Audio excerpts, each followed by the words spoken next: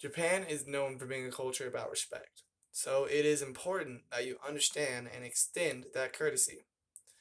If you find yourself conducting business with a Japanese person, it is appreciated to know how to be respectful and to know these three things about the communication style.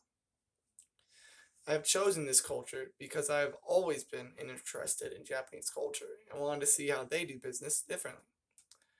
I learned a lot of this information from Cultural Atlas Copyright 2021 as well as Asia Link Business Copyright 2021.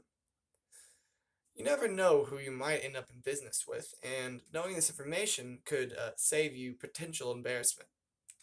For starters, I will go over what you could potentially encounter in a meeting. Then, we'll move on how the decisions are made with consensus. Finally, we will end on general courtesy in business. To start off, we are going to discuss the do's and don'ts of having a meeting and things you can come to expect when you're going to one. Being punctual is very important in Japanese culture. Do your utmost to arrive early or on time. If you must be late, make sure to inform them apologetically. The most common form of greeting, depending on the context, is a bow. But in a business with a foreigner, they may choose to shake hands instead. When faced with a situation, just follow your Japanese business partner and do the same as him. A standard bow looks something like this. It is common in Japan to refer to someone as their surname and a suffix upon first meeting. The most used suffix in business is sama. From that, we will move on to how consensus is very important when it coming to decision making with a Japanese business.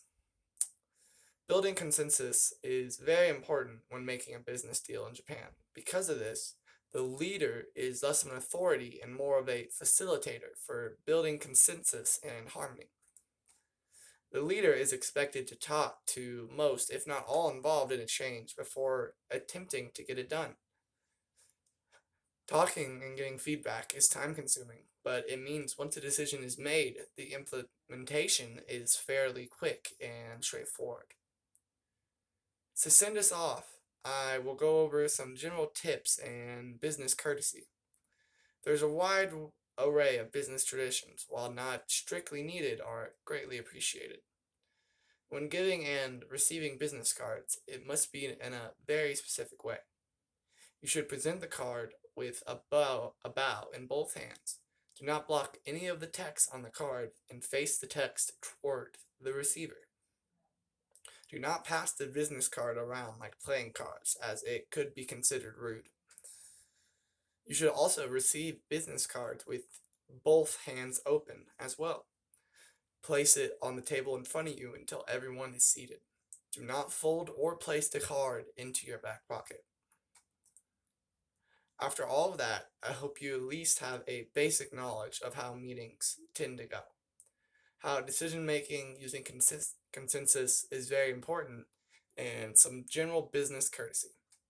Now, I want you guys to go out there and conduct good, respectful business.